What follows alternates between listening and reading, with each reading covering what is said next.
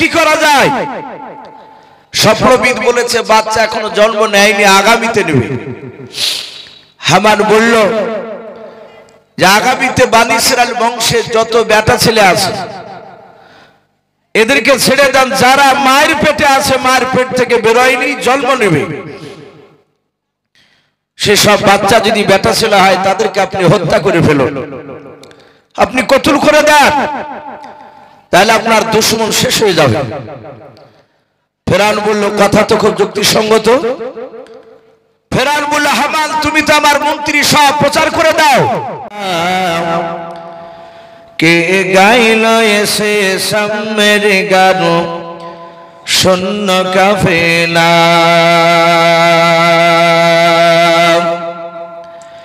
কে আসনা বলে এই পৃথিবী হলো উজালা,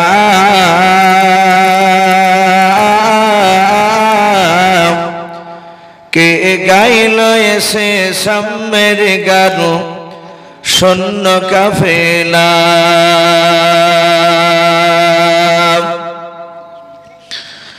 ও হাশমে মাকি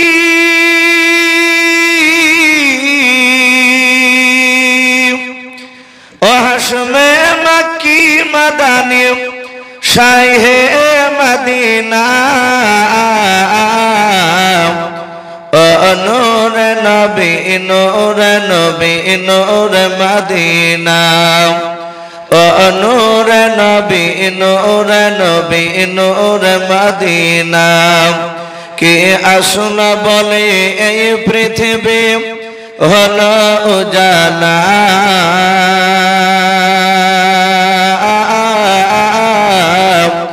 কে গাইল এসে সামের গান শূন্য কাফেলা।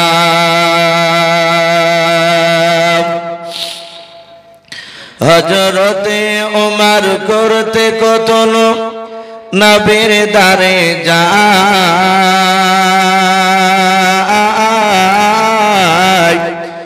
আর নূরানি তার চেহারা দেখে ওমর ফেদা হয়ে যায়। একবার মহব্বতে বলুন সুবহানাল্লাহ। হযরতে ওমর করতে কতল নবীর দারে যায়,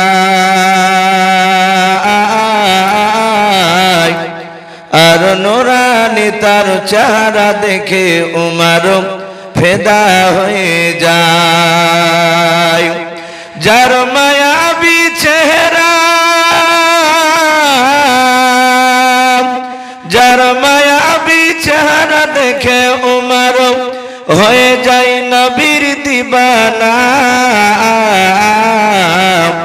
ও নূর নবী নূর নবী নূর মদিনা, ও নূর নবী নূর নবী নূর মদিনা, কে আসনা বলে এই পৃথিবী হলো উজালা, কে গাইল এসে সামের গান শূন্য কাফেলা।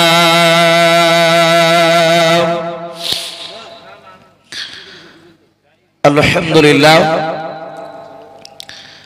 শ্রদ্ধেয় জনাব আজকের জালসা নির্বাচিত মনোনীত যোগ্যতম সভাপতি মহাশয় ও সম্মানিত আমন্ত্রিত ওলামে কেরাম ভাই, যখন আসছেন তখন একবার সামনের দিকে চলে আসে। ওই যুবক ভাই তোমাদেরকে বলছি একটু সামনের দিকে এসো শোনা। আমার সমবয়স্ক সমাজস্য যুবক ভাইয়েরা, পর্দার আড়ালের মা বোনেরা, সকলকে জানাই আমার বুক ভরা ভালোবাসা সালাম। আসসালামু আলাইকুম ওয়া রাহমাতুল্লাহি ওয়া বারাকাতুহু। আলহামদুলিল্লাহ, সমস্ত প্রশংসা সে মহান রব্বুল আলামিনের জন্য, যে মহান রব্বুল আলামিন আমাদেরকে বড় ভালোবেসে রহম করে কাউকে আসর পর, কাউকে মাগরিবের পর, কাউকে এশার পর থেকে নিয়ে এই ঠান্ডা রাত্রিতে মহান রব্বুল আলামিন এতক্ষণ পর্যন্ত যে বসে রেখেছে, বাপজি এগুলো সব হচ্ছে আল্লাহর দয়া। আল্লাহ নবী বলেছেন আল্লাহ যাকে ভালোবাসেন তার সে ভালোবাসার বান্দা বান্দিকে এইরকম দিনী মজলিসে নিয়ে এসে বসে দেয়। বলুন সুবহানাল্লাহ। তাহলে আমরা এতক্ষণ পর্যন্ত বসে আছি, নিশ্চয় আল্লাহ আমাদেরকে ভালোবেসেছে। আর আমরা জানি এই মাহফিলের গুরুত্ব। মানুষ বুঝুক বা না বুঝুক, যদি সুন্নাত তরিকায় যদি বসে, আল্লাহ রাব্বুল আলামিন তার পূর্বেকার জীবনের গুনাহ মাফ করে দিবেন। বলুন সুবহানাল্লাহ। তো বাপজি আমরা বসে আছি তখন পর্যন্ত, তাই মহান রাব্বুল আলামিনের দরবারে আমরা সকলে উচ্চ আওয়াজে একটু প্রাণ ভরে আল্লাহর শুকরিয়া আদায় করি। বলুন আলহামদুলিল্লাহ। একটু সকলে জোরে আওয়াজ দিয়ে বলুন আলহামদুলিল্লাহ। তারপরে পরে আপনার আমার নবী, যিনি ধর্মের গুরু, বিশ্ববরণ্য নেতা, নবী কুল শিরোমণি পয়গম্বর আযম, যিনি সাইয়্যিদুল মুরসালিন ও খাতামান নবিয়্যিন, যিনি হাবিবে কিবরিয়া আশরাফুল আম্বিয়া, যিনি হায়াতুন নবী, জিন্দা নবী, জনাবে মুহাম্মদুর রাসূলুল্লাহ সাল্লাল্লাহু তাআলা আলাইহি ওয়াসাল্লামের উপরে অগণিত দরুদ ও সালাম বর্ষিত হোক। বলুন আল্লাহুম্মা আমিন। মুআজ্জাজ সামিনী কেরাম, গত বছর দেখেছি জালসা ফজর পর্যন্ত মানুষ থেকেছে। এই বছরকার বাপজি আবহাওয়া দেখতে পাওয়া যাচ্ছে, রাত্রি 11টা বেজে গেলে মানুষ আর থাকছে না, 5 ভাগে 4 ভাগই চলে যাচ্ছে। কিন্তু কিছু মানুষ বলছে যে না ভাই, সারা রাত্রি লোক থাকে, আর থাকছে না বাপ। কারণ এই দিন সব রেকর্ডিং হচ্ছে, এতে থেকে মানুষ আইসে বুঝে চল ভাই এই ভাইয়ের ওয়াজ তো রোজই শুনছি বলে অনেকেই চলে যাচ্ছে। তো ভাই যাই হোক, আমার পূর্বেকার বক্তা তিনি আলোচনা করছিলেন, আপনারা সকলেই জানেন যে আমাকে বেশিরভাগ রাত্রি 12টার পরে দেয়। এগুলো তো মুর্শিদাবাদে প্রায় জায়গাতে এরকম। গত পরশুদিন বাপজি আমি বীরভূমে ছিলাম, ওখানেও গিয়ে বাপজি ওই আগে দিব বলে নিয়ে যায়, ওখানে বলছে হুজুর আগে দিলে মানুষ থাকবে না। ওদের রাত্রি 12টার পরে আর লোক থাকে না। আলহামদুলিল্লাহ আপনাদের দোয়ায় রাত্রি 12টা 15-তে তুললো আমাকে। তো মানুষ মাগরিবের পর যা মানুষ ছিল তার ডবল মানুষ রাত্রিবেলা। আল্লাহর শুকরিয়া। কিন্তু বাপজি যাই হোক, আমি অনুরোধ করব বাপজি, যারা এখনো রাস্তায় ঘোরাফেরা করছেন, একটু দয়া করে একটু গুছিয়ে বসলে একটু ভালো লাগতো। আর আমি আজকে বাপজি আপনাদের কাছে ছন্ন ছাড়া কথা বলবো না। আমার পূর্বেকার বক্তা খুব দারুণ ওয়াজ করছিলেন, কোরআন শরীফ থেকে বাপজি আয়াত তেলাওয়াত করছিলেন, হাদিস, কোরআন এবং হাদিস সহ বাপজি উনি ফিট করে আলোচনা করছিলেন। যেটা বলেছেন জাহান্নামের কথা, ওগুলোর উপর আমল করলে যথেষ্ট আলহামদুলিল্লাহ। কিন্তু বাপজি আমরা তো আমল করবো না, আমরা শুনবো বেশি, এটা হচ্ছে আমাদের অভ্যাস। আমি আপনাদের কাছে কোরআনুল কারিমে বাপজি 114টা সূরা আছে। তার মধ্যে থেকে বাপজি আমরা অনেকেই জানি, ওলামাদের মুখে শুনেছি যে আল্লাহ রাব্বুল আলামিন দুনিয়ার বুকে নবী রাসূল পাঠিয়েছেন 1,24,000, বলে না? তারপরে আবার বলে মতান্তরে 2,24,000 নবী রাসূল। কিন্তু আমি জানি না আপনাদের মনে আছে কিনা, গোটা কোরআন শরীফে বাপজি কটা নবী রাসূলের নাম আছে জানা আছে আপনাদের? 25টা। কটা বললেন? 25টা। একটু মনে রাখবেন, এই 25টা নবী রাসূলের নাম গোটা কোরআন শরীফে বাপজি পাওয়া যায়। এই 25টা নবী রাসূলের মধ্যে সবচেয়ে যে বাপজি রাগীর নবী, শুধু এই 25টা নয়, একদম আদম আলাইহিস সালাম থেকে নিয়ে আপনার আমার নবী রাসূলুল্লাহ সাল্লাল্লাহু তাআলা আলাইহি ওয়াসাল্লাম পর্যন্ত যত নবী রাসূল আল্লাহ পাঠিয়েছে, সব নবী রাসূলের মধ্যে থেকে বাপজি রাগীল জিদাল নবী, সেই নবীর নাম কি একটু জোরে বলুন? হযরত মুসা আলাইহিস সালাম। আল্লাহ রাব্বুল আলামিনের রাসূল হাদিসের কিতাবে পাওয়া যায়, নবী মসজিদে নববীতে বয়ান করতে। যারা নবীর উপর ঈমান এনেছিল তারা নবীকে ছাড়া আর কিছু ভালো লাগতো না, নবীর কাছে তারা বসে বয়ান শুনতে।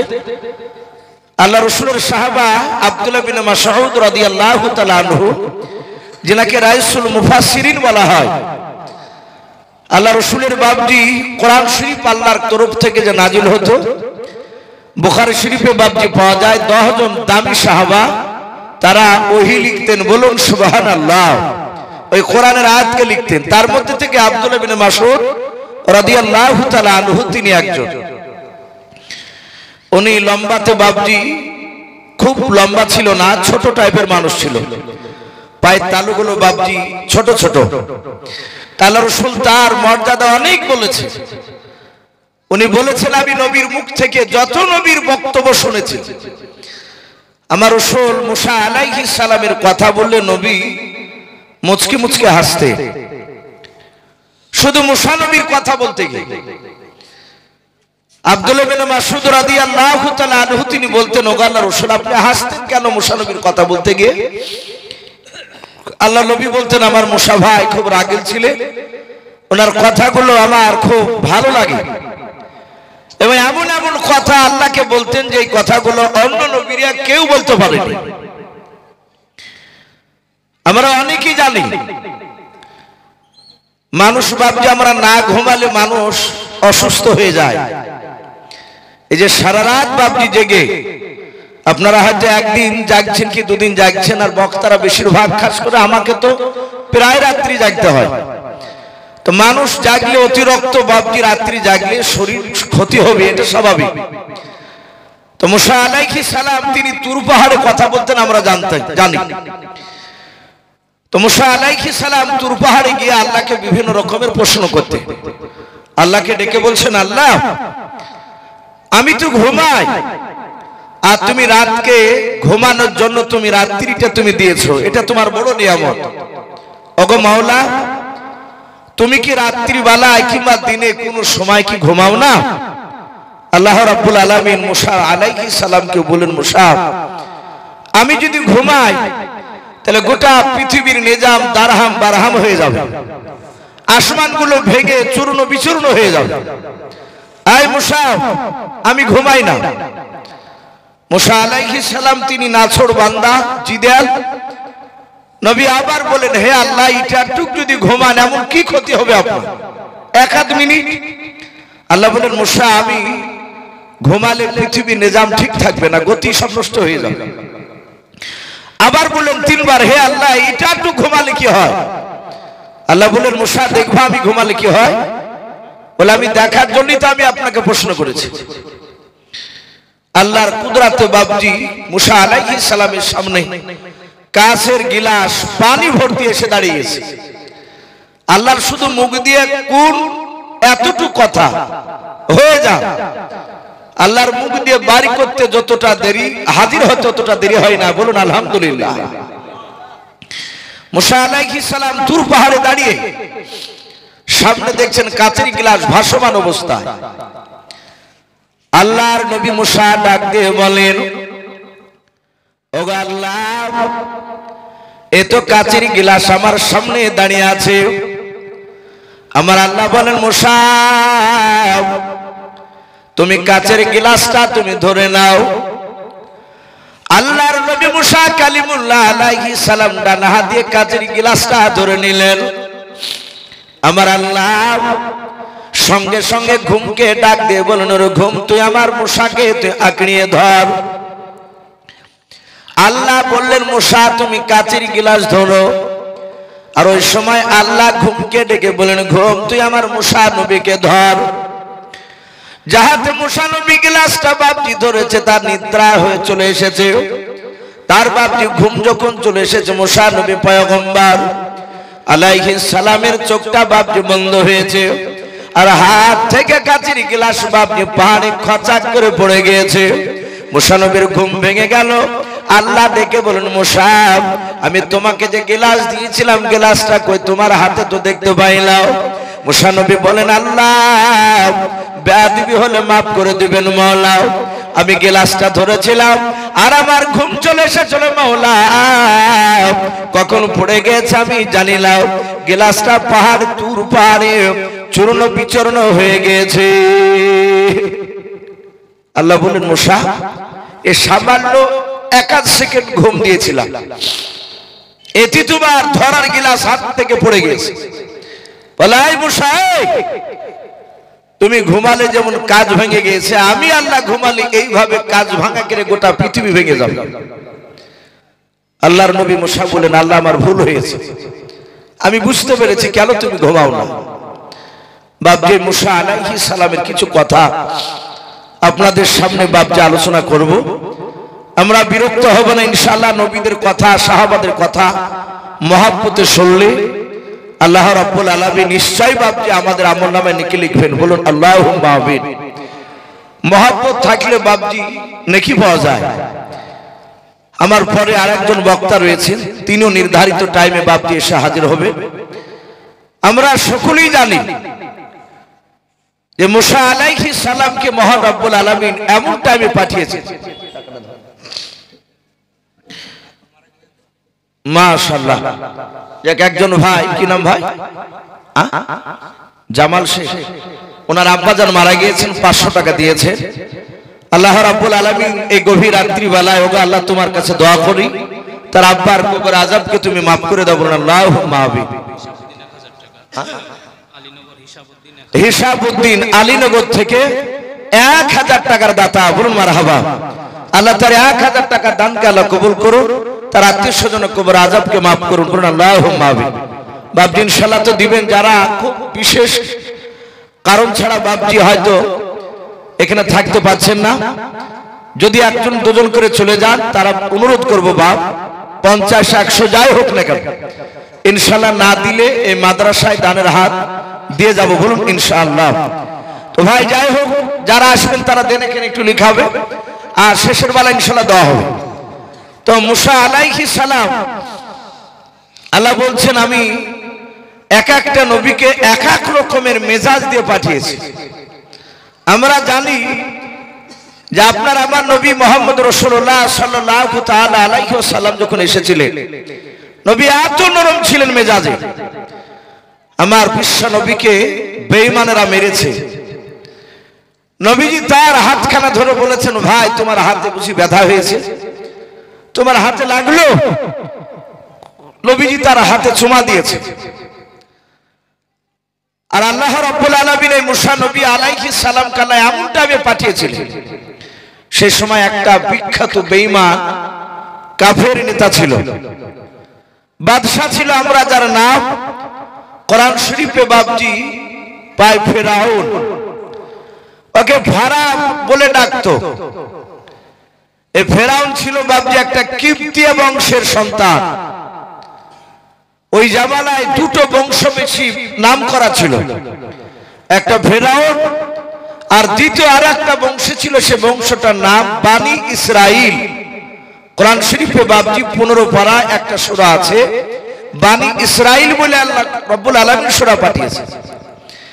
এই বানি ইসরাইল বংশটা এত মর্যাদাপূর্ণ, আল্লাহ রাব্বুল আলামিনের রাসূল বলেন 1,24,000 নবী রাসূলের মধ্যে থেকে মাত্র 6টা নবী রাসূল বাদ দিয়ে সব নবী রাসূল এই বানি ইসরাইল বংশ থেকে এসেছিল। বলুন সুবহানাল্লাহ। তাহলে বংশটা এত মর্যাদাপূর্ণ, তা আল্লাহ এই সূরাটা, ওই বংশটার নাম সূরা হিসাবে আল্লাহ রাব্বুল আলামিন নাম দিয়ে দিয়েছে। তো ফেরাউন কিতাবে লিখেছে সে তরমুজ আগলিয়ে বেড়াতো মাঠে, তরমুজ। ওই সময় মিশরের তরমুজের খুব চাষ হতো। সেই সময়কার যে বাপজি রাজনীতি, সেভাবে এরা দুজনাই, এই ফেরাউন আর ওর সাথে একটা বন্ধু ছিল, তার নাম ছিল বাপজি হামান। আমরা জানি না, তার মাথাতে চুল ছিল না জন্মগত। সে হামানটা এরা দুজনাই খুব বন্ধুত্ব। ফেরাউন ছিল শক্তিশালী, একটু গোড়া গোয়ারিয়া টাইপের, আর এই হামান ছিল খুব ক্রিটিক্যাল বুদ্ধিজীবী। সে আর শয়তানি বুদ্ধি তার মাথাতে ভরা ছিল। ফেরাউনকে যুক্তি দিত কি করে বড় জায়গায় পৌঁছাবে। সে সময়কার রাজনীতি করে সে মিশরের বাপজি নেতা, ছোট নেতা থেকে বড় হতে হতে সে মিশরের বাদশাহ হয়েছে। বাদশাহ হওয়ার পরে ফেরাউনের সুন্দর বাপজি তার সংসার চলছিল, তার রাজ দরবার ভালোই চলছিল।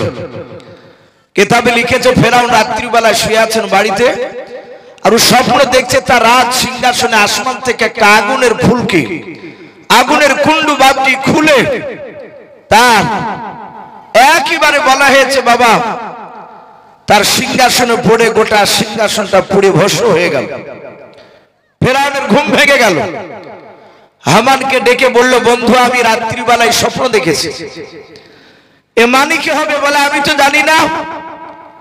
বলে হে বাদশাহ, আপনি আপনার মিশরের জ্যোতিষীবিদ যারা যারা স্বপ্নবিদ, স্বপ্ন যারা ব্যাখ্যা করে তাদেরকে ডাকো। ফেরাউন বলল, হামান তুমি ডাক দাও। হামান লোক দিয়ে বাপনি এলাকায় আপনার সমস্ত স্বপ্নবিদদেরকে বাপকে জড়ো করলাম।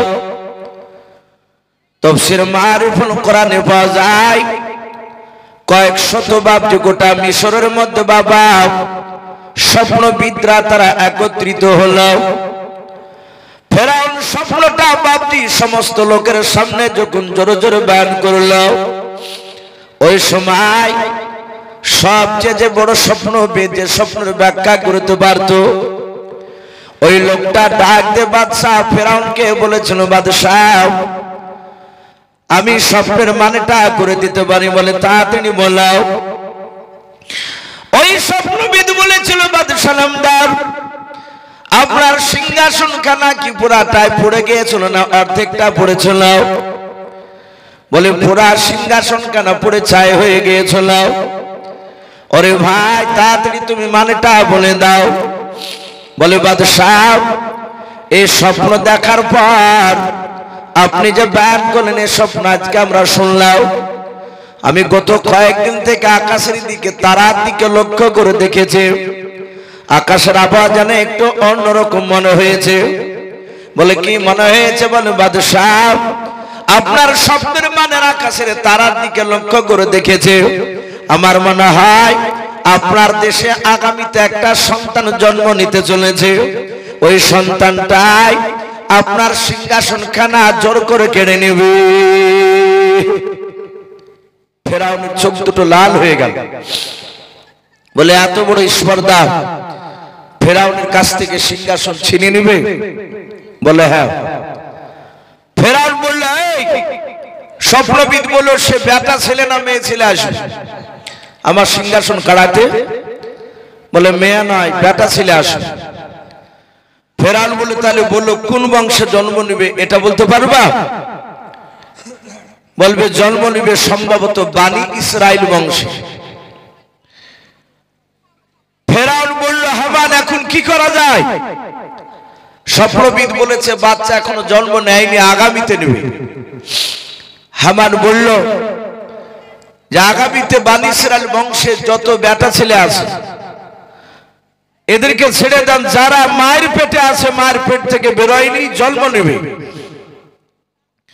সেসব বাচ্চা যদি বেটা ছেলে হয় তাদেরকে আপনি হত্যা করে ফেলুন, আপনি কতল করে দেন, তাহলে আপনার দুশমন শেষ হয়ে যাবে। ফেরাউন বলল কথা তো খুব যুক্তিসঙ্গত। ফেরাউন বলল, হামান তুমি তো আমার মন্ত্রী সব প্রচার করে দাও, আর প্রতিটা বানি ইসরাইলের বিবাহিতা যারা নারী ওই সব বাড়িতে আমার বংশের লোক কিপ্তীয় বংশের লোক ছাড়া বানি ইসরাইলকে বিশ্বাস করা যাবে না। আমার বংশে যত বেটা ছেলে আছে সবাইকে ডেকে এক একটা বাড়িতে প্রতিদিন 3 বেলা করে তার বাড়ির ওই মেয়েটার যে মেয়েটার পেটে বাচ্চা আছে তার পেটটা ইনকোয়ারি করে আসবে, চেক করে আসবে সে বাচ্চা জন্ম দিয়েছে কিনা। যদি জন্ম দেয় তাহলে বাড়িতে লুকিয়ে রাখলো, সে বাচ্চা যদি মাটির তলেও যদি থাকে তাকে তুলে নিয়ে এসে তাকে জিন্দা হত্যা করবা তার মায়ের সামনে। ফেরাউন বাপজি তার বংশের লোককে দায়িত্ব দিয়ে দিল, সবাই যায় বানি ইসরাইলের বাড়িতে প্রতিটা বাপজি যে সব ছেলেদের বিয়ে হয়েছে ওই সব বাড়িতে বাপজি আপনার পরীক্ষা করা চলে যায়, ওদের কাজই হয়েছে ওটাই। ফেরাউনের বাপজি কয়েকটা দল বাপজি সেভাবে কাজে নিযুক্ত করে রেখেছেন। কেতাবে লিখেছে তারা 2 বছর বাপজি বাচ্চা হত্যা করলো। এই 2 বছরে বাপজি বেশ কয়েক হাজার বাচ্চাকে বাপজি ফেরাউন তার নেতৃত্বে হত্যা করলো, বানি ইসরাইলের বেটা ছেলেকে। হামানরা জানতো যে ফেরাউনের বংশের লোকেদের বাপজি যত দায় দায়িত্ব ভারী কাজ, বাদশার কাজ, এগুলো ফেরাউনের লোকেরা করে না, এ করে ওই বানি ইসরাইল বংশের লোকেরা। তা ডাক দিয়ে বললো, হামান ওগো বাদশা নামদার, এই যে আপনি পাগলামি শুরু করেছে, আগামীতে আপনার দরবারে আপনার বংশের লোকের আর কাজ করার বেটা ছেলে পাবেন না। বানি ইসরাইলে বেটা ছেলে নাই, সবই তো মেয়ে ছেলে হচ্ছে। বংশ বিস্তার করতে হলে বেটা ছেলে এইভাবে সব মারা যাবে না। ফেরাউন বলল, কথা তো খারাপ বলিনি, তাহলে এখন উপায় কি? বলে, আপনি আগামী কাল থেকে আর বেটা ছেলে মারেন না, বানি ইসরাইল বংশে যত জন্ম নেবে। হে বাদশা নামদার, একদম পাক্কা 2 বছর মালেন, আবার সামনে পাক্কা 2 বছর বাচ্চা ছেড়ে দেয় ওদেরকে বংশ বিস্তার করার জন্য, ওদেরকে কাজে পাওয়া যাবে। আল্লাহ রাব্বুল আলামিন বলছেন, ওরে বেঈমান ফেরাউন, আমি আল্লাহ ওয়া হুয়া আলা কুল্লি শাইইন কাদির, আমি সর্বশক্তিমান। যেই সময় বাচ্চা মারা নিষেধ করলি, ওই সময়তে আমার নবীকে পাঠাবো না, মুসাকে পাঠাবো না। ওই সময় আমি মুসার বড় ভাই, কোরআন শরীফে তার নাম এসেছে হযরত হারুন আলাইহিস সালাম। এই মুসা নবীর বড় ভাই জন্ম নিলেন। দিব্য সুন্দর বাপজি তার মৃত্যু হলো না, যেহেতু ওই 2 বছর বাপজি বাচ্চা হত্যা করা নিষিদ্ধ বাচ্চা তরফ থেকে। এবার বাপজি আবার বাচ্চা মারতে আবার শুরু করলো 2 বছর পর। মহান রব্বুল আলামিন হারুনের মার পেটে বাপজি মুসা আলাইহিস সালামকে পাঠিয়ে দিয়েছেন। বলুন সুবহানাল্লাহ। কিতাবে লিখেছে মুসা নবীর আব্বার নাম ইমরান। আমরা জানি হযরতে মরিয়ম আলাইহাস সালাম ওর বাপজি আব্বার নাম ছিল ইমরান। মুসা নবী আলাইহিস সালামের আব্বার নাম, ওনার আব্বার নামও বাপজি ইমরান। এই ইমরানের স্ত্রী পেটে মুসা নবী বাপজি আছে। প্রতিদিন বাপজি 3 বেলা করে পরীক্ষা করে যায়, কিন্তু আল্লাহ রাব্বুল আলামিন এমনই কুদরতে মুসা নবীকে বড় করছিলেন। তার মার পেটটাও তো আমাদের মা বোনদের মতো বাপজি পেট মোটা, যেমন দেখতে পায় 7 মাস 8 মাস 9 মাসের পেটে বাচ্চা হয়ে গেলে দূর থেকে মা বোনদের দিকে তাকালে বোঝা যায় যে আমার ওই মা বোনের পেটে বাচ্চা রয়েছে। কিন্তু মুসা নবীর মার পেটটা ওরকম মোটা ছিল না, কেউ জানতে পারতো না, কিন্তু মুসা নবীর আব্বা আর তার মা জানে যে মুসা নবীর মার পেটে মুসা নবী ভরা আছে, বাচ্চা রয়েছে। সকালবেলা বাপজি পরীক্ষা করে গেল। বেশ কিছুক্ষণ পরই মহান রব্বুল আলামিনের তরফ থেকে আল্লাহর কুদরতে মুসা নবীর মার পেট থেকে মুসা নবী জন্ম নিলেন।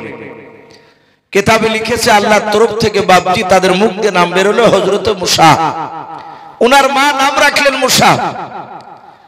বাচ্চা ছেলে কোলে নিয়ে বাপজি চুমা খাচ্ছেন, আদর করছেন। আল্লাহ, তুমি এত সুন্দর বাচ্চা দিলে, এই বাচ্চাকে তো ফেরাউনের লোকেরা হত্যা করে ফেলবে। ভাইরা আমার, বাবা জীবনেরা, বেশ কিছুক্ষণ পর মুসা নবীর মা আলাইহিস সালাম, মুসা আলাইহিস সালামের জন্ম দক্ষিণে মা মুসা নবীকে কোলে করে নিয়ে কান্না করেছেন। আর ওই সময় বাপজি ঘরে দরজার আপনার শিকলটাকে আপনার নড়ালো কেউ এসে। মুসা নবীর মা ডাক দিয়ে বলেছিল, গো বাদশা ফেরাউনের লোকেরাও, কিছুক্ষণ আগে ফেরাউনের লোকেরা আমার বাড়িটা ইনকোয়ারি করে গিয়েছে, আবার কেন তোমরা এত তাড়াতাড়ি আসলে বলাও? ওই দরজার আড়াল থেকে বাহির থেকে বাবা যে ব্যক্তি শিকল বাপজি আপনার হিনিয়েছিল, নাড়া দিয়েছিল, ওই ব্যক্তিরা ফেরাউনের বাপজন মানুষেরা না, উনি একজন মুসাফির হালাতে তিনি দাঁড়িয়েছিলেন। আল্লাহর সম্রাট জিবরিল আলাইহিস সালাম ঘাড়ে বাবা একটা ব্যাগ ঝুলে নিয়েছিল। মুসা নবী বাপজি মা কোলে করে নিয়ে মুসা নবীকে দাঁড়িয়ে আছে, দরজা খোলেন নাই। আর শিকলের বাপজি বাহির থেকে, দরজার বাহির থেকে বলেছিল, ওগো মুসা নবীর মা, আমি ফেরাউনের লোক নয়, আমি একজন মুসাফির। দরজা বাপজি খুলে দিল। বলে, কে গো বাবা? মুসা নবীর মা ডাক দিয়ে বলল, বাবা তুমি কেউ? জিবরিল আলাইহিস সালাম বলেন, মা আপনি আমাকে চিনতে পারবেন না, আমি আল্লাহর মেহমান। বলে, এই মুসা নবী, মা আপনার সন্তানের নাম মুসা রেখেছেন? বলে, হ্যাঁ।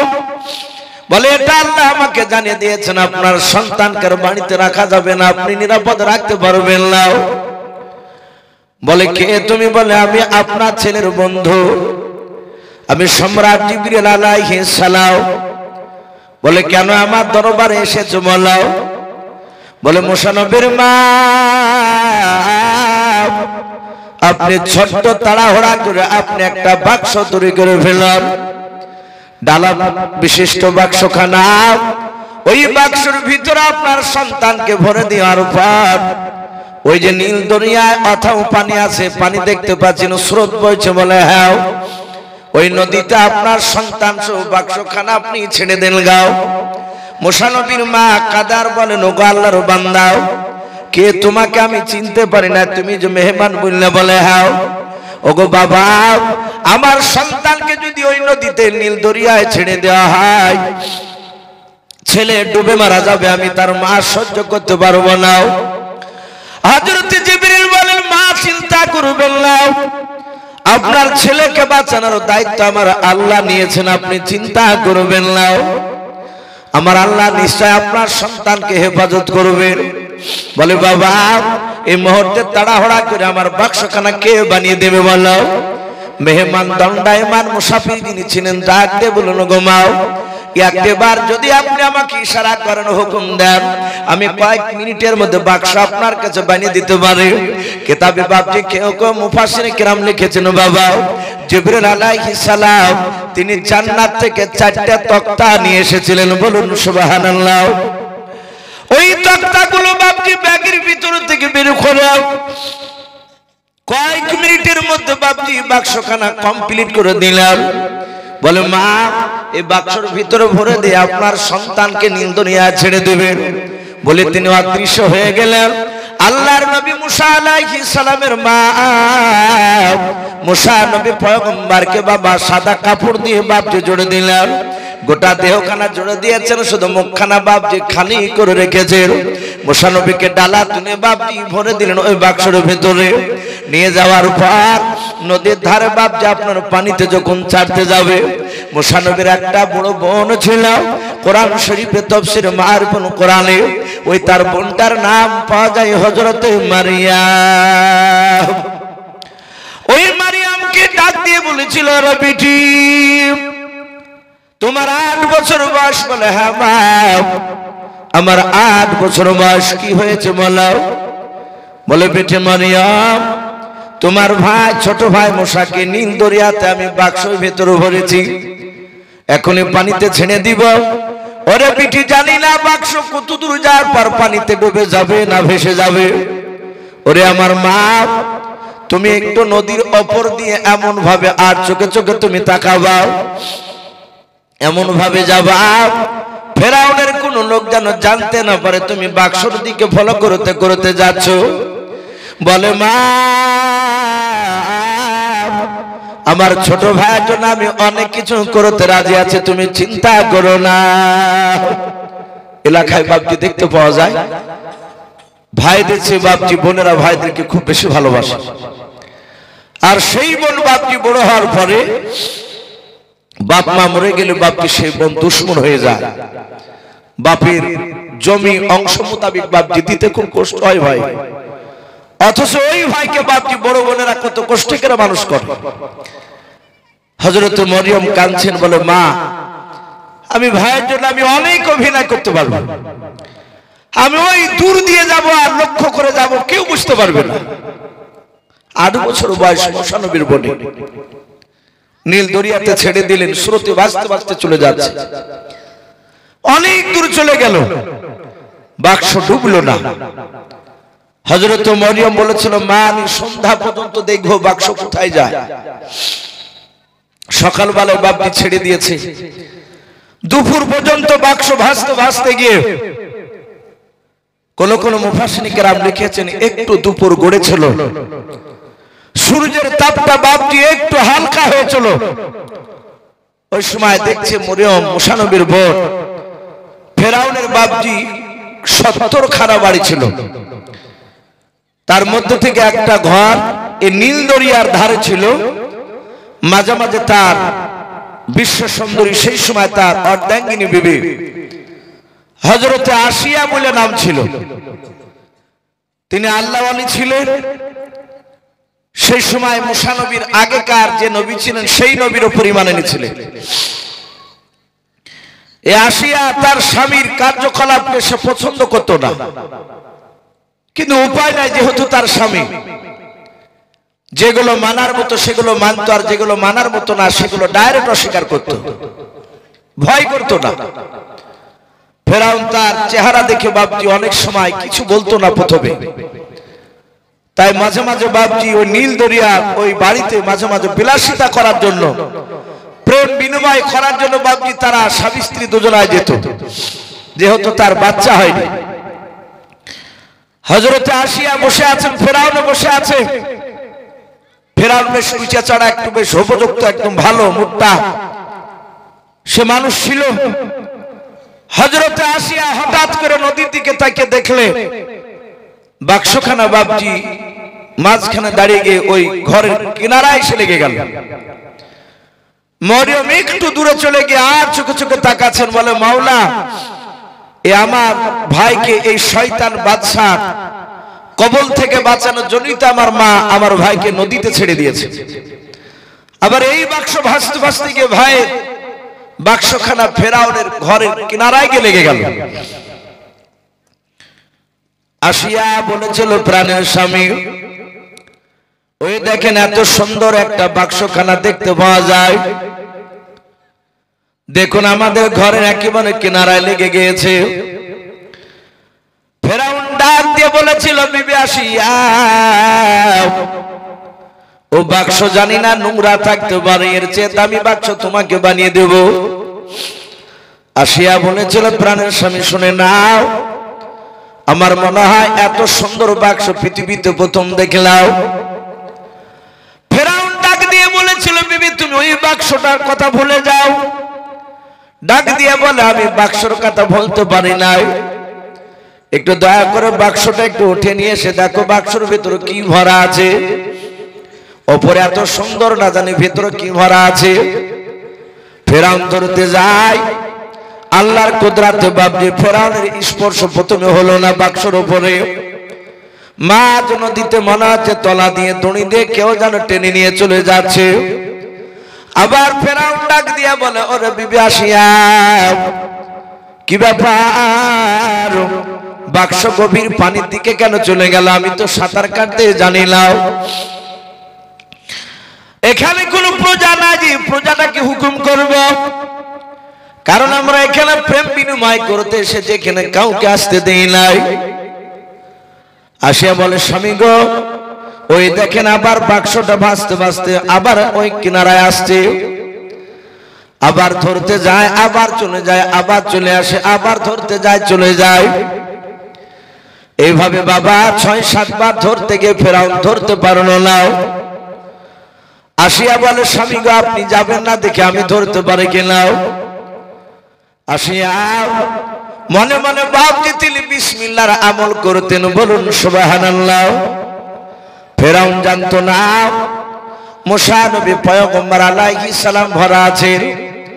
আসিয়া মনে মনে বিসমিল্লাহ বলে ডান হাতটা বেড়ালেন, বাক্স গেল না। আল্লাহর কুদরতে বাপনি মনে হচ্ছে বাক্সটা কেউ যেন তলা দিয়ে হাত দিয়ে যেন কেউ যেন তুলে দিল। ফেরাউন ডালা চেষ্টা করে তুলতে পারে নাই।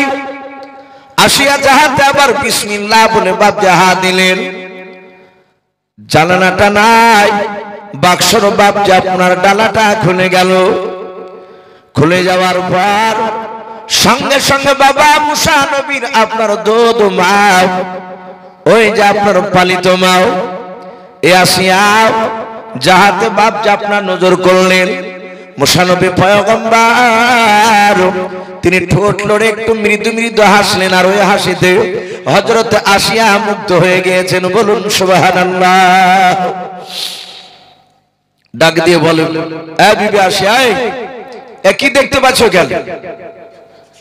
বলে খুবই সুন্দর একটা ফুটফুটে বাচ্চা ছেলে, দেখে কত সুন্দর ভাবে আমার দিকে তাকে হাসলো। ফেরাউন বলে, দেখো তিনি বেটা ছেলে না মেয়ে ছেলে? বলে বেটা ছেলে। বলে বিবি আয়, নিশ্চয় আমার ভয়ে সন্তানকে নীল দরিয়া ছেড়ে দিয়েছে, একে হত্যা করবে, কে বেঁচে রাখবো না। বলে স্বামী দেখেন কত সুন্দর ভাবে হাসছে। ফেরাউন জাহাজে বাপজি তাকিয়েছে, সঙ্গে সঙ্গে বাপজি মূসা নবীর চোখ দুটো এমনই মোটা করেছে, ফেরাউন জানে না, কিন্তু আল্লাহ রাব্বুল আলামিন মূসাকে তো নবীগিরি পাঠিয়েছেন, আল্লাহ উনি তো নবী হবে। ফেরাউন বলল, বিবিরে দেখ দিনে আমার দিকে তো হাসছে না, কেমন করে যেন তাকাচ্ছে, এই বাচ্চাকে মেরে দে। আসে বলল, না আমাদের সন্তান নাই, এই ছেলেকে লালন পালন করলে আপনাকে আব্বা বলবে, আমাকে মা বলে ডাকবে। ফেরাউনকে এমন কিছু যুক্তি দেখালো আসিয়া, তাতে রাজি হয়ে গেল। এতক্ষণ মারবো বলে সে চিন্তায় ছিল। ফেরাউন বলল, বিবি ঠিক আছে, তোমার কথাতে আমি সন্তানকে মেনে নিলাম, কিন্তু শোনো ছেলের নাম কি রাখা যাবে? ফেরাউন বাপজি বাচ্চাকে তুলে নিয়ে গেল রাজ দরবারে। কয়েক হাজার লোক শুনতে পেয়েছে যে মূসা নবী ফেরাউন একটা বাচ্চা নিয়ে এসেছে। ফেরাউন চিৎকার করে বলল, এ বাচ্চা আমার, আর এই বাচ্চাকে আমার কোন প্রজা, কোন নাগরিক যদি বলে যে পড়িয়ে পাওয়া বাচ্চা ফেরাউন মানুষ করছে, তাহলে যেই বলবে যে মূসার আব্বা আমি ফেরাউন নয়, তাকে হত্যা করা হবে, তাকে জবাই করে দেওয়া হবে। মানুষ সবাই ভয় বাপজার, কেউ মুখ খুলল না। সবাই মিলে, হ্যাঁ বাদশা, আমরা আজ থেকে আপনার ছেলে বলি ডাকবে। ছেলের নাম কি রাখবে? ফেরাউন কারো নাম রাখে নিবে না, আর নাম যে মূসা তা কেউই তো জানে না। মূসা নবীর বোন, মূসা নবীর মা জানে, আর মূসা নবীর বড় ভাই হারুন জানে, কিন্তু ওই জায়গায় কেউ তো নাই, তার মা নাই। মরিয়ম আছে একটু দূর থেকে বাপজি দৃশ্যকলা দেখছে। আল্লাহ রাব্বুল আলামিন আসে আর মুখ দিয়ে বাপজি মূসা নবীর নামটা বের করে দিলেন। বলুন সুবহানাল্লাহ। বলেন ছেলের নাম মূসা রাখলে কেমন হয়? ফেরাউন বলে, খুব সুন্দর না, এই মূসা নাম আমি পছন্দ করলাম। ফেরাউন চিৎকার করে নাম ঘোষণা করে দিল।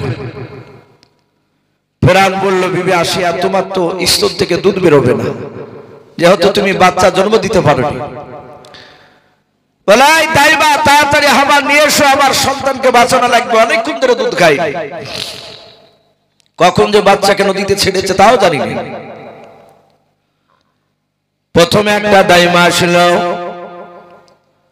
মূসা নবী বাপ যে কান্না করেছে, শুধু মনে মনে চিন্তা করেছে মা কেন আসে নাই। ওই দাইমা কোলে নিয়ে বাপজি মূসা নবীকে অনেক বাপজি শত চেষ্টা করে দেখলো, তার স্তনে মুখ লাগিয়ে দুধ পান করাতে পারলো না। আর একটা দাইমা আসলো, সেও পারলো না। এইভাবে বাবা এক না দুই না প্রায় মোটামুটি 370টার উপরে দাইমা, তারা সময় বাপজি ফেলোয়ার হয়ে গেল। কারো স্তনে মুখ লাগিয়ে দুধ পান করে না, মুখটাই নিয়ে যায় না। দাইমারা মূসা নবীকে কোলে নাই। মূসা নবী একবার তাকিয়ে আর তাকাই নাও। উনি চিনতে পারেনি আমার মা নাই, আর বাপ যে দুধ খাওয়াতে কেউ পারল না।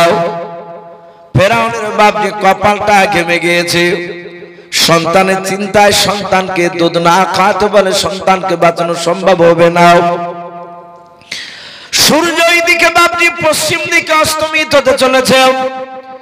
ডুবো ডুবো অবস্থায় লালি দেখা দিয়েছে রে বাবা। সাথে হযরত মরিয়ম বলে, বাপজি মেয়েটা আপনার আজানের ভান করে এসে বলেছিল, ওগো বাদশাহ, আমি কয়েক ঘন্টা থেকে দাঁড়িয়ে দাঁড়িয়ে দেখলাম অনেকগুলো দাইমা নিয়ে আসলেন, কারো স্তনে মুখ লাগিয়ে দুধ পান করে না আপনার ছেলেও। আমার ভাই এই কথা বললেন না, বলে আপনার ছেলে দুধ খেলো না কারো। এই বাদশাহ নামদার আমার একটা দাইমা জানা আছে, আমার মনে হয় ওই দাইমাটা আপনার দরবারে নিয়ে আসলে আপনার ছেলে দুধ খেতে বাধ্য হবে। বলে বেটে এখনো তুমি দাঁড়িয়ে আছো, তাড়াতাড়ি নামটা বলে আমি লোক পাঠাই। বলে লোক পাঠিয়ে আসবে নাও। মেয়েটা জানা আমি লোক পাঠালে মা হয়তো বলে ফেলবে ফেরাউনের দরবারে যে বাচ্চা আছে ওই বাচ্চাটা আমার, আর জানতে পারেনি মনে হয় ফেরাউন আমার ভাইকে আরো বেঁচে রাখবে নাও। ডাক দিয়ে বললো বাদশা আপনি কাউকে পাঠানো লাগবে না, আমি যে ডেকে নিয়ে আসবো। মুসা নবীর মা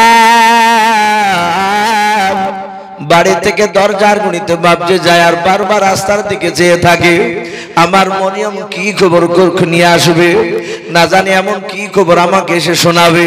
যদি বলে মা আমার ভাই পানিতে ডুবে গিয়েছে, আমার ছেলের বাজবে নাও, জানি না কি খবর নিয়ে আসে। হযরত মরিয়ম দূর থেকে বাপজি মা বলে চিৎকার করে করে চলে আসছে দৌড়ে। হযরত মরিয়মের মা দৌড়ে গিয়ে বলে বিটি মরিয়ম কি ব্যাপার, তুমি আমাকে মা মা করে কেন ডাকছো মালাও? হযরত মরিয়মের চোখ দিয়ে বাপজি পানি গড়ছে। বলে বেটিরে কাঁদো কেন, তোমার ভাই কি বেঁচে নাও? বলে মা আমার ভাই মরে নাই, জিন্দা আছে, বলুন সুবহানাল্লাহ। ডাকে দিয়ে বলে বিটিরে কোথায় আছে আমার সন্তান, একটু খুলে বলো কি অবস্থা আছে? মনে বলে মা আমার ভাই ফেরাউনের রাজ দরবারে দাঁড়িয়ে বসে আছে, যাতে ফেরাউনের নাম করেছে। বলে মারে ওই ফেরাউনের ভয়ে তো আমি নলদরিয়া আমার বেটাকে ভাসিয়ে দিয়েছি। বলে মা আমি দূর থেকে দেখলাম ভাইয়ের কিছু দৃশ্য খানাও, ভাইয়ের বাক্সখানা ফেরাউন ধরতে পারে না। ওই বাদশার স্ত্রী আসিয়া বলে নাও ওই মেয়েটা তুলে নিয়ে গিয়েছিল। ওগো মা মিশরের একটা নয় দুইটা নয় 370টা দাইমার কারণ স্তন মুখ লাগে দুধ পান করে নাও। ওগো মা আমি তোমাকে দাইমা বলেছি গো মা, শোনে না তুমি জানো ছেলের পরিচয় দেবা নাও। মা আমি তার সন্তানের কথা বলবা নাও। ওগো মা তোমাকে দাইমা সেজে অভিনয় সেজে যাওয়া লাগবে, বলো তুমি যেতে রাজি আছো কিনা? বলে হ্যাঁ মা যেতে রাজি আছি। হযরত বাপজি আপনার মুসা নবীর মা দৌড়ে চলে যায়। সূর্য বাপজি পশ্চিম দিকে একেবারে ডুবে গেল। ওই সময় মুসা নবীর মা বাপজি আপনার পৌঁছে গেল। পৌঁছে যাওয়ার পর জাহাতে বাদশাকে ডাক দিয়ে বলেছে বাদশা নামদার আমি সেই মহিলা দাইমা, এই মেয়েটা যে আমার বিষয়ে আপনার কাছে যে আলোচনা করেছি। ওকে বাদশাহ কই আপনার সন্তানকে নিয়ে আসুন, আমার মনে হয় আমি কোলে নিলে আপনার ছেলে আমার দুধ পান করবে। যাতে মুসা নবীর মার গলার বাপ জাহাজটা পেয়েছেন রে বাবা, কেতাবে লিখেছে মুসা নবী বাপজি ছিলেন আসিয়ার কোলে ঘরের ভিতরে। যাহাতে বাপজি মুসা নবীর মার গলার আওয়াজটা বাইরে থেকে কানে গিয়েছে আর মুসা নবী পয়গম্বর সাথে কান্না বন্ধ করে দিয়েছেন, বলুন সুবহানাল্লাহ। আসিয়া আর কিছু জানতে দিল না বিষয়টা। যাহাতে বাপজি মুসা নবীর মার কোলে দিয়েছেন, মুসা নবী অমনি তার মা স্তনের দিকে নিয়ে গেছেন আর মুখ লাগিয়ে দুধ খেতে শুরু করেছে। বাচ্চা চুপে গেল, কান্নার করে না। মুসা নবীর মা বলেন বাদশাহ আমার আর এখানে থাকা যাবে না। বলে কেন? বলে আমার বাড়ি একাই, আমাকে যেতে হবে। আর দেখেন এই মেয়েটা আমি মানুষ করি, একাই বাড়িতে থাকতে পারবেন। আমার বাড়িতে কয়েকটা ছাগল গরু আছে, ওদেরকে খাওয়াতে হবে। ডাক দিয়ে বলল এই তুমি যদি এখন চলে যাও তাহলে সারা রাত ছেলে কাঁদলে ছেলেকে কে খেতে দেবে? বলে আমি তা বলতে পারবো না, আপনার বাড়িতে তোমার থাকা যাবে না। ডাক দিয়ে বললো অসুবিধা নাই, যতদিন তোমার স্তনে মুখ লেগে দুধ পান করবে আমার সন্তান, আমার ছেলের খাতিরে সম্মানে তোমার বাড়ির সবাই ছাগল গরু যা আছে সব আমার রাজ দরবারে খাবার খাবে, বলুন সুবহানাল্লাহ। ফেরাউন মুঠি টের পেল না যে তার দুশমন বাপ যে তার বাড়িতে দামি দামি রাজকীয় খাবার খাচ্ছে।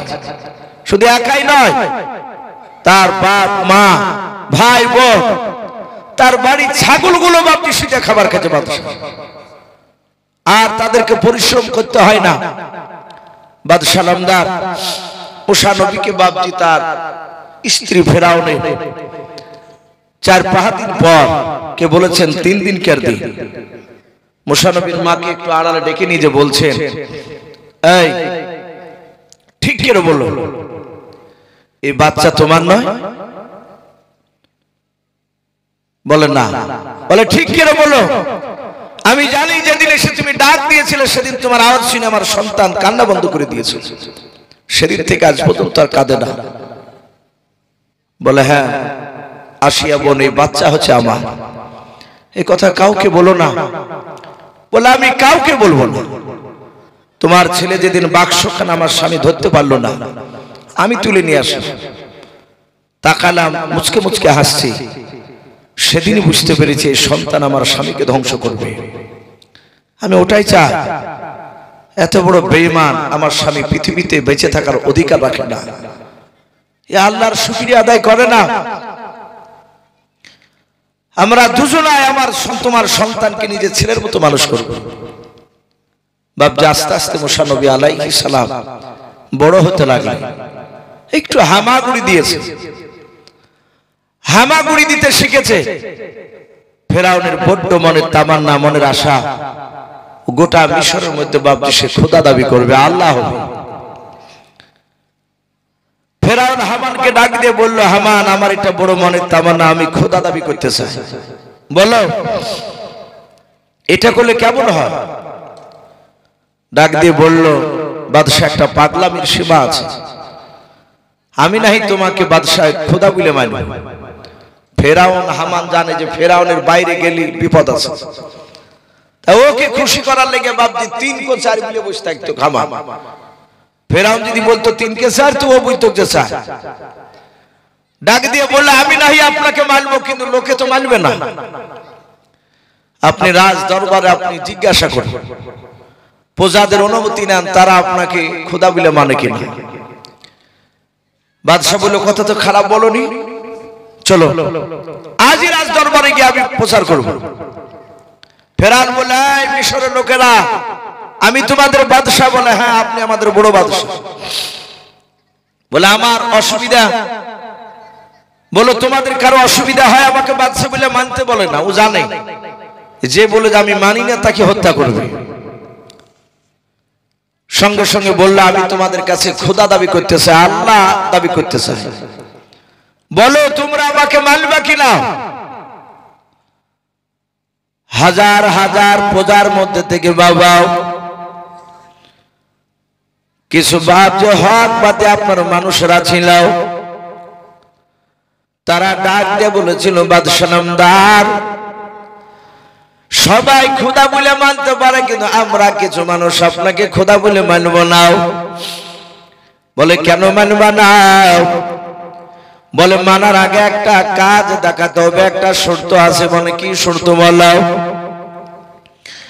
বলে এই বাদশাহ ওই দেখেন সামনে একটা বড় সাগর। বলে হ্যাঁ, ওটা নীল দরিয়ার পানি নাই রে বাবা, ওটা নীল দরিয়া ছাড়া আর একটা ছোট নদী ছিল। বলে ওই সাগরের পানি শুনে নাও, আমরা যদি তোমাকে বলি বাদশাহ পানিটা তুমি শুকিয়ে দাও, আর ওই সময় তুমি নদীতে হুকুম করবা, নদীর পানি যদি শুকে যায়, আবার কিছুক্ষণ পর আমরা বলবো বাদশাহ ওই নদীতে পানিতে তুমি ভরপুর করে দাও, পানি নিয়ে এসে দাও। তুমি আবার হুকুম করে যদি তুমি শুকনো নদীতে যদি পানি নিয়ে এসে দিতে পারো, তাহলে জানবো তুমি আমাদের খোদা। আগামী কাল যদি তুমি এটা দেখাতে পারো, তাহলে পরশুদিন তোমাকে আমরা খোদা বলে মেনে নেব। ফেরাউন দেখলে এটা যদি না করতে পারি তাহলে তো মানবে না। ডাক দিয়ে বলল, আমি রাজি আছি, আগামী কালকে এই নদীর পানিটা শুকিয়ে দিয়ে আবার ভরে দেখে নেব।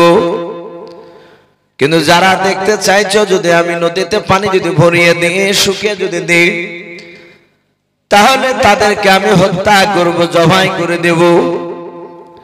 লোকেরা বাপ জামার ভয় থরথর করে কাঁপতে লাগলে, তুমি মেরে দিবে আমাদেরকে। বলে এই লোকেরা আজকে চলে যা, আগামী কালকে আমি বৈকাল বেলায় না, জোহরের সময় দুপুর বেলা আমি পানিটা শুকিয়ে দেখাবো। আমি তোমাদের কাছে সবাইকে নিয়ে যাব। সবাই মিলে বাপ যে আপনার রাজ দরবারে আছে, যাওয়ার আগে বলল, বাদশাহ নামদার, ও প্রজারা শুনে নাও, আজকে সন্ধ্যা লেগে গেল, সূর্য ডুবে যাওয়ার পর সকালবেলা সূর্য উদিত হওয়া পর্যন্ত, সূর্য ওঠা পর্যন্ত, এই সারা রাতের মধ্যে আমার মিশরের মধ্যে কোনো মানুষ বাড়ি থেকে বেরোবে না। ঘর থেকে যদি রাত্রিবেলায় যারা বেরোবে তাদেরকে হত্যা করা হয়ে যাবে। হামান প্রচার করে দিল, সবাই ভয়ে ভাবছে বাড়িতে ঢুকে গেল, কেউ বেরোতে পারবে না। বাদশা নামদার রাত্রি 8টার দিকে ভাবছে আপনার বেশ অন্ধকার, ঘুটঘুটে রাত্রি হয়েছে। ওই সময় বাদশা ফেরাউন ডাক দিয়ে বলল, হামান রে, তোমাকে বাড়িতে থাকতে হবে, বাইরে বেরোতে পারবে না। হামান বলল, আমি বেরোবো না। হামানকে ফেরাউন বাড়িতে নিয়ে গিয়ে ঘরে ভরে দিয়ে বাহির থেকে তালা মেরে দিল। ফেরাউন বলল, সকালবেলায় এসে তোমার ঘরের তালা আমি খুলে দেব। সবাই ভাবছে আপনার বাড়িতে থেকে গেল, কেউ বেরোয় না। গভীর রাত্রি বেলায় রে বাবা, ফেরাউন বেরিয়ে দেখছে ডান দিকে বাম দিকে কিছুটা তাকাতাকি করে দেখলো, একটা মানুষও ভাবছে আনাগোনা শুনতে পাওয়া যায় না। ফেরাউন বুঝতে পেরেছে আর একটা লোক বেরোয়নি, সবাই ভয়ে বাড়িতে আছে। বেঈমান ফেরাউন ওই রাত্রিবেলায়, গভীর রাত্রিবেলায় নীল দরিয়ার দিকে ভাবতে চলে গেল। ফেরাউন দিনের বেলা একটা গর্ত গুহা থেকে এসেছিল নীল দরিয়ায়। ওই নীল দরিয়ার গুহার ভিতরে গিয়ে বাবা ফেরাউন একাই ভাবছে, সিজদায় পড়ে আল্লাহর কাছে কেঁদেছিল। বলুন সুবহানাল্লাহ। ফেরাউন কাদার বলে, আল্লাহ, ও মাওলা, আমি জানি তুমি ওয়া আলা কুল্লি শাইইন কাদির, তুমি সর্বশক্তিমান। ওগো মাওলা, তোমার ইশারা ছাড়া গাছের পাতা পর্যন্ত নড়ে না। ও আল্লাহ, এটা আমার মনের তামান্না, মনের বাসনা। ওগো মাওলা, আমি দুনিয়ার বুকে খোদা দাবি করতে চাই, তাই তুমি আমাকে এই আগামী কালকে পর্যন্ত, সন্ধ্যা পর্যন্ত আমাকে দুটো তুমি আমাকে শক্তি দিয়ে দাও। একবার যাতে বলবো পানিটা শুকিয়ে দাও, আর তুমি আল্লাহ চট করে নদীর পানিটা শুকিয়ে দেবাও। আবার যাতে বলবো আল্লাহ পানি নিয়ে এসে ভরপুর করে দাও, আবার তুমি পানি নিয়ে এসে ভরপুর করে দেবাও। ওগো মাওলা, এই দুটো কথা যদি তুমি আমাকে শক্তি দাও, তাহলে আমি খোদা হতে পারবো, না হলে খোদা বলে কেউ মানবে না। মালিক রে, খোদা দাবি করা এটা অন্যায়, এটা ভালো জানি। তুমি দুনিয়ার বুকে যা শাস্তি দিবা তা নয়, তুমি কবরে গিয়ে যা শাস্তি দিবা তা আমি মাথা পেতে মেনে নেব, আমি কিছু বলবো না। ওগো আল্লাহ, তোমার যা ইচ্ছা তাই করে তুমি শাস্তি দেবা, কিন্তু দুনিয়াতে একটু আমাকে বাদশাহ খোদা হতে তুমি আমাকে একটু হুকুম দিয়ে দাও। ওই নদীর পানি তুমি আমার হুকুম, আমার তাবে করে দাও। ফেরাউন বাবা আল্লাহর কাছে সিজদায় পড়ে পড়ে কাঁদছিল। সঙ্গে সঙ্গে বাবা একটা মানুষ রূপ ধরে এসে বাবা হযরত জিবরিল আলাইহিস সালাম, ফেরাউন সিজদায় পড়ে কাঁদেন। ফেরাউন এটা জানতো আমার আল্লাহ পৃথিবীর সব ইবাদতের চেয়ে বাবা মাথা নত করা সিজদা যখন আল্লাহকে করে, আমার আল্লাহ বলে আমি বড্ড খুশি হয়ে যাই। বলুন সুবহানাল্লাহ।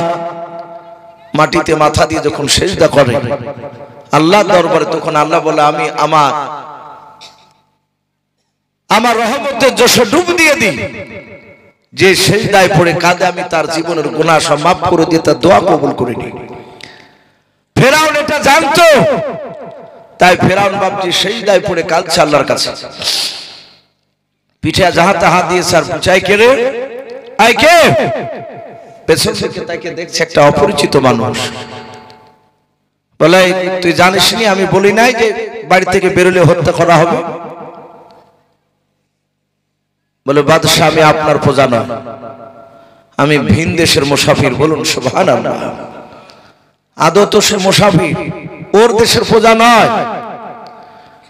ডাক দিয়ে বলল এই আমি যেখানে সিজদায় করছি তো লোকে জানি লিবে, তুই জানি লিবি? বলে আমি, আপনি আর আল্লাহ ছাড়া কেউ জানে না।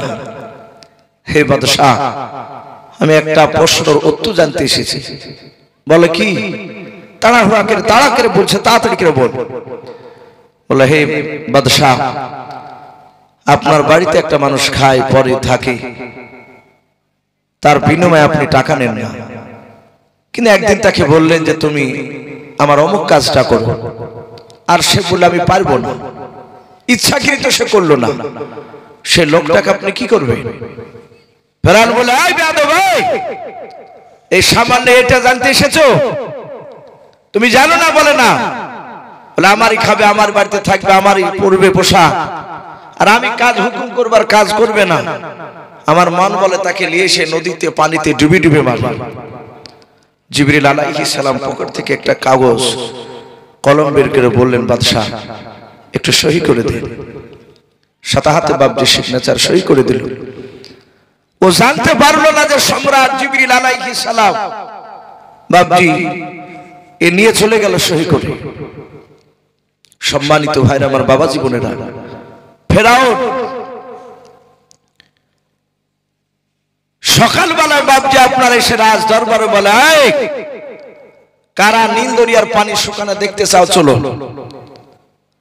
কিনা আমি শুকিয়ে দিব, আবার ভরে দিব। যারা দেখতে চেয়েছে তাদেরকে হত্যা করব।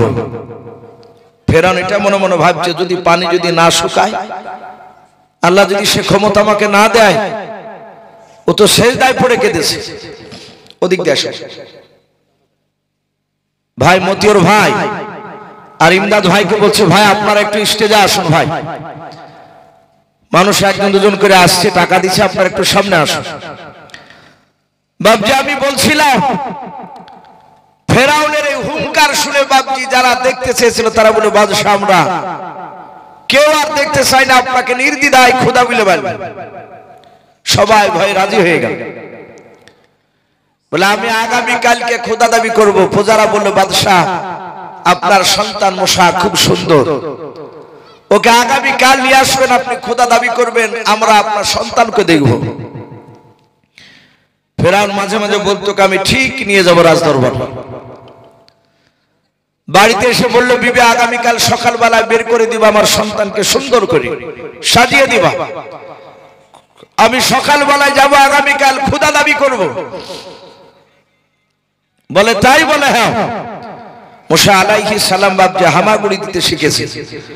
সুন্দর করে মুসা নবী আলাইহিস সালামকে তার মা আসিয়া সাজিয়ে দিয়েছে। ফেরাউন কল করে নিয়ে মুসাকে নিয়ে বাবজি চলে গেল। রাজ দরবারে হাজার হাজার কয়েক লক্ষ বাবজি মানুষ, সবাই খোদা দাবি করবে। ফেরাউন কিভাবে সেটা দেখবে, প্রজারা খোদা বলে মানবে। মুসা আলাইহিস সালামকে পাশে বাবজি বসে রেখেছে। ফেরাউন শুধু বলেছে, আনা রাব্বুকুমুল আলা।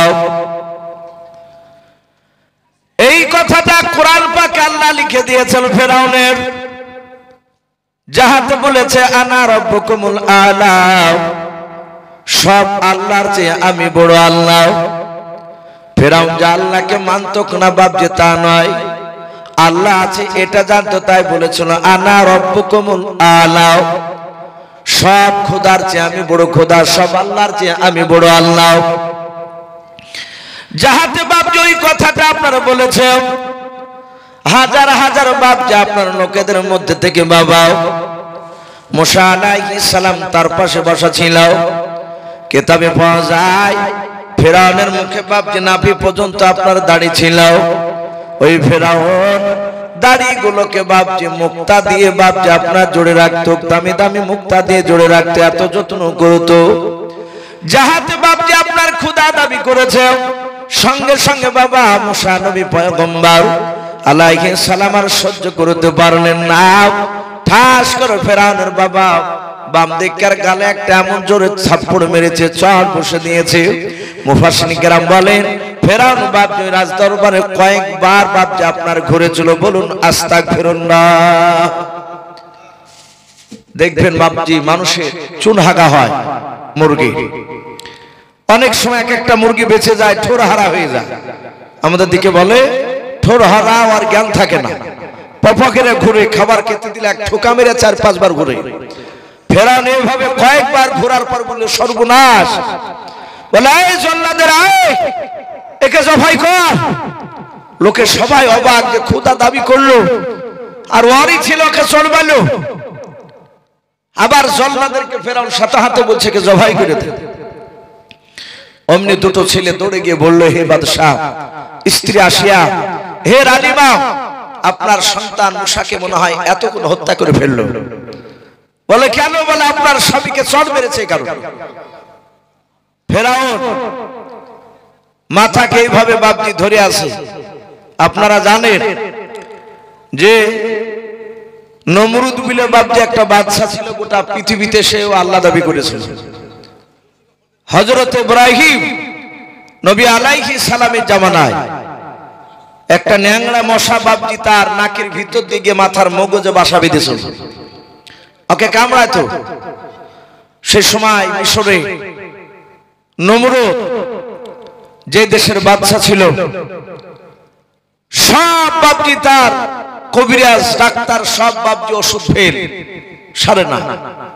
লাস্টে তার একটা বাপজি পূজা বললো, বাদশা ওই লোকটা হ্যান্ডিক্যাপ, আর জুতিয়াটা একটু ব্যাকা টাইপের পা, তো জুতিয়াটা চরুষিয়ে থাকে না, তো ওই হ্যান্ডিক্যাপ লোকটার পায়ের জুতিয়ে দিয়ে দুবারই মারণ ধিনি।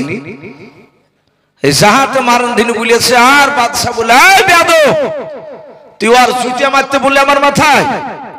সাথে হাতে লোকটাকে বাপজি জবাই করে ফেললো নমরুদ। কিন্তু এই যন্ত্রণা বাপজি কমে না। লাস্টে তখন বললো কিছু লোক, বাদশা সব দাওয়াই তো দিয়ে দেখলেন, সব ওষুধ দিয়ে কোনো কাজ হচ্ছে না, তো লোকটা তো বারবার করে বলেছিল আর ন্যাংরা পায়ে জুতিয়ে দিয়ে মারতে, তোকে তো জবাই করে ফেলেছে, তো একটু দেখেন না কমে কিনা। বাদশা দেখলো, তাই তো মানুষ বিপদে যখন পড়ে, বাপ আগে দেখেন মানুষের শিউলি হতো, এখনো হয়। তো কিছু লোক, জানি না আপনাদেরকে সব প্রথা ছিল কিনা, একটা লোক বলতো যে শিউলি ভালো হলে, যে সাদা সাদা বলে না যে শিউলি গালা, শিউলি বলেন তো নাকি, তো বলতো যে লম্পর তো এমনি করে হাত ধরতে হবে, কিংবা লম্পর ওই যে হারিকেলে সব কালি থাকতো কাছে, ওই কালিকে নিয়ে মুখে মাখিয়ে ঘুরে বেড়াইতে হবে, তবেই কমবে।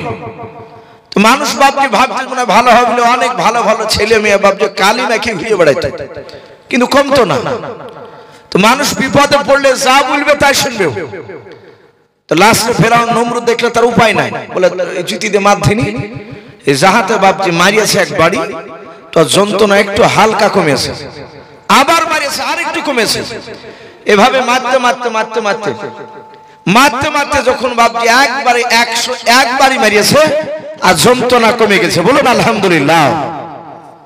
এই যে বাপজি আপনার এই নমরুদকে মারতে লাগলো জুতের বাড়ি, 101 বাড়ি, এটি হলো বাপজি তার ওষুধ। কিন্তু সব সময় কামড়াতো না মশা, ঠিক একবারে যাহাতে মজমাতে বক্তব্য দিত, লোক জমে যেত, আর কুটুস করে ওকে তার ঢুকতে হতো, একটা ঢুকাইতে আছে ভিতরে, মগজে কামড়ি দিত, কারণ অমনি বাপজির পাশে জুতিলে দাঁড়িয়ে থাকতো লোক, যে কখন উঠবে ঠিক নাই। আবার 101 বাড়ি মারতো, তখন থামতো। লাস্টে মারতে মারতে মারতে বাপজি সেদিন এমন জোরে বেশি বাড়িয়েছে, ফটাম করে বাপজি মাথা চাঁদি ফাটিয়ে দেখছে ফুরুত করে ন্যাংরা মশা উড়ে চলে গেল। নমরুদের নয়, ফেরাউনের এমনই বাপজি মাথায় যন্ত্রণা, আসি এসে বাচ্চাকে কেড়ে নিয়েছে। মুসা নবীর মাও চলে এসে কাঁদছে, ডাক দিয়ে বলল, হে বাদশা নামদার, এ আমার সন্তান অবুঝ বাচ্চা ছেলে মহব্বত করে মারিয়েছে তোমাকে। বলে বিবি, মহব্বতের মান নয়, আল্লাহ নবী বলেছে এক একটা নবীর শরীরে আল্লাহ রাব্বুল আলামিন দুনিয়ার 4000 যুবকের শক্তি দান করেছেন। বলুন সুবহানাল্লাহ। এক একটা নবী দেহতে দুই হাতে, দুনিয়ার 4000 যুবক। আমার মনে হয় যে 4000 যুবক যদি বাপজি একত্রিত হয়ে এই একাতলা বাড়িকে যদি বাপজি সেরকম ক্যাপাসিটি করে যদি বাইন্দে ঘাড়ে তুলে দিত, টাইনে তুলে ফেলবে। তাহলে এত শক্তি মহান রব্বুল আলামিন নবীদের দিয়েছেন। মুসা নবীর মা বলে, বিবিরে আমার মনে হচ্ছে গোটা পৃথিবী আমি অন্ধকার দেখছি, ঝাপসা হচ্ছে চোখ। লাস্টে তাকে পরীক্ষায় ফেলা হয়েছে। বাপজি আপনারা সকলেই জানেন এটা মাদ্রাসা জালসা। ওগো মা বোন, আপনাদের কাছে মাওলানা মতিউর ভাই আর হয়তো কমিটির মানুষ হয়তো যাচ্ছে, আপনারা যে যা পারবেন 10 টাকা, 50 টাকা, 100 টাকা, 200 টাকা, যে যা পারবেন, মা গভীর রাত্রিবেলা একটু দানের হাতটা একটু বাড়াবেন ইনশাআল্লাহ। মাওলানা মতিউর রহমান ভাই যাচ্ছে আপনাদের কাছে, আপনারা যে যা পারবেন ইনশাআল্লাহ, যেহেতু শেষ পর্যন্ত আমরা এই মাদ্রাসায় দান দিয়ে যাব, বলুন ইনশাআল্লাহ। বাপজি, রাত্রি অনেক হয়ে গেছে, প্রায় 1টা বাজতে চললো। আমার পরে আরেকজন ভালো বক্তা রয়েছে বাপজি, ওনাকেও যদি 10টা লোক যদি সামনে না পায়, তাহলে ওনারও বাপজি কথা শুনতে ভালো লাগবে না, আর বেচারা কষ্ট পাবে। উনিও বলছিলেন যে ভাই আপনার পরে আর লোক আমি পাবো না, যেহেতু রাত্রি অনেক হয়ে যাচ্ছে। বলে ভাই ইনশাআল্লাহ থাকবে কিছু ভালো। তো বাপজি, আমি আপনাদের কাছে বেশিক্ষণ কষ্ট দিব না, প্রায় মিনিট 15 বাপজি আমি একটু দেখতে চাই, যদি কেউ শেষের বেলায়, অনেকেই দিয়েছেন আলহামদুলিল্লাহ মারফত ভাইয়ের হাতে, যদি শেষের বেলায় বাপজি, যার শেষ ভালো তার সব ভালো, বেশি নাই 500 খান করে টাকা বাপ কাছে না থাকলে একটু ওয়াদা করবে, 500 খান করে টাকা 10টা লোক যদি দেন ইনশাআল্লাহ, জি অনেক টাকা হয়ে যাবে। ভাই একটু আসি, কাছে না থাকলে একটু ওয়াদা করবেন। দেখেন ভাই টাকাটা ধরে 100 টাকা ইটু ভাই নাকি এ ভাই দিয়েছেন 100 টাকা, আল্লাহ তার দানকে কবুল করুন। জি একটু আসি ভাই, মাশাআল্লাহ হরকত বরকত হয়, একটু আসি। কি নাম বলেন বেবি? হাসেনা বেওয়া, তার স্বামীর নামে, তার স্বামীর নাম ইব্রাহিম, ইব্রাহিম মৃত ইব্রাহিমের নামে, একথা তার স্বামীর নামে 1000 টাকা দিয়েছে। আল্লাহ তার 1000 টাকা দানকে কবুল করুন, বলুন আল্লাহুম্মা আমিন। ওগো মাওলা, তুমি তার 1000 টাকা দানকে কবুল করে নিয়ে তার স্বামীর কবর আযাবকে তুমি মাফ করে দাও, বলুন আল্লাহুম্মা আমিন। একটু আসো ভাই, একটু তাড়াতাড়ি আসো। মাশাআল্লাহ, ময়না নামে দেখো বান্দি কোথায় যে ছিল, বেটা ছিলে ময়না নাম, বেটা ছিলে।